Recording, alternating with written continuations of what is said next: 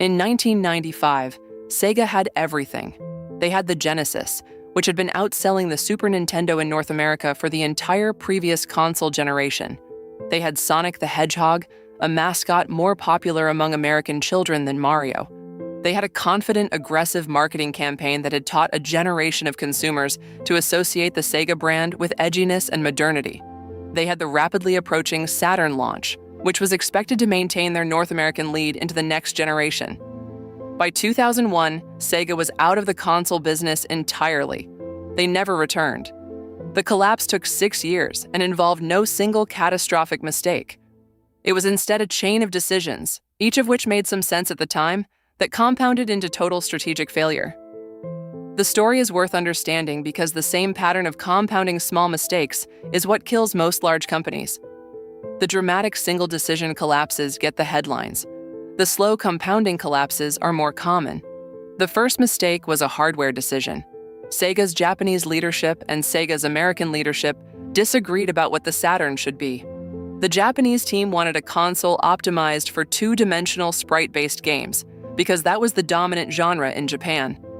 The American team wanted a console optimized for three-dimensional polygon-based games, because they had seen the Sony PlayStation and understood that it was about to launch with 3D graphics that would change the industry. The Japanese leadership prevailed. The Saturn launched in November 1994 in Japan, with hardware that was excellent at 2D graphics and poor at 3D. The decision was reasonable from a Japanese market perspective.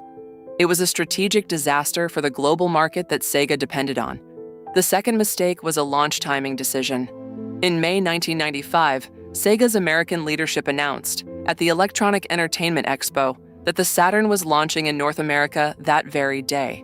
The console was on store shelves at select retailers immediately.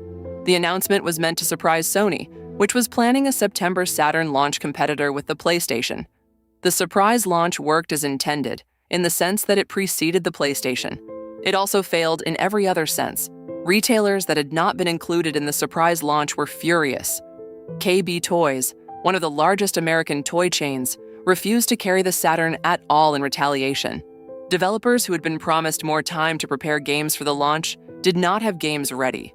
The Saturn launched with only 6 games available, against the PlayStation's eventual launch with 17. The third mistake was a price decision. The surprise launch had set the Saturn at $390. Sony, watching from Tokyo, set the PlayStation at $290 when it launched in September.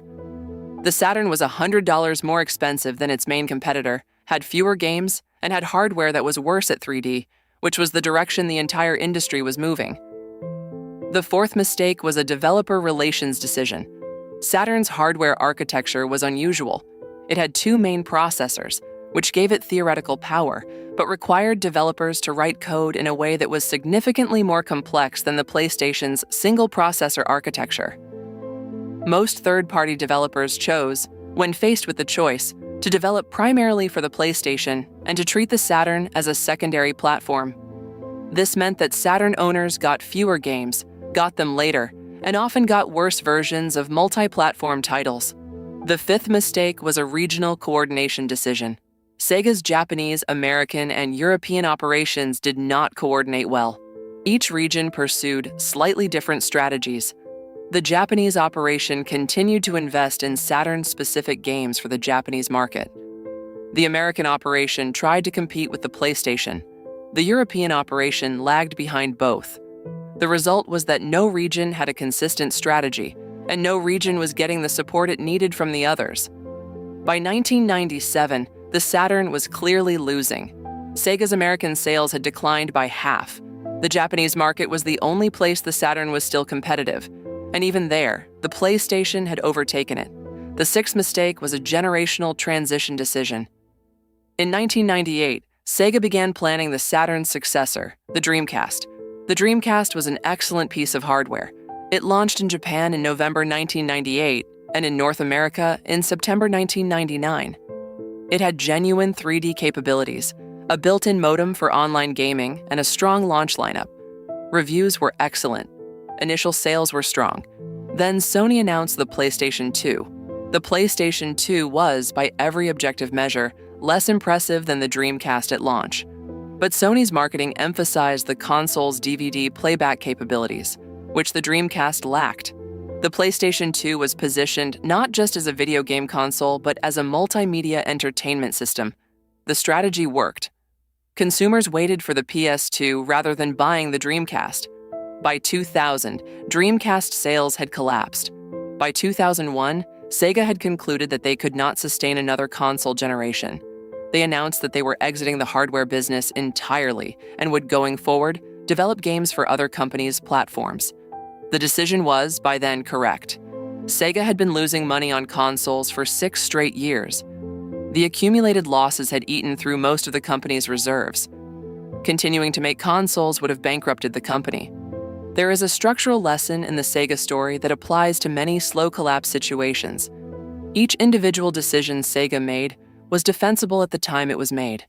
The decision to optimize the Saturn for 2D made sense for the Japanese market.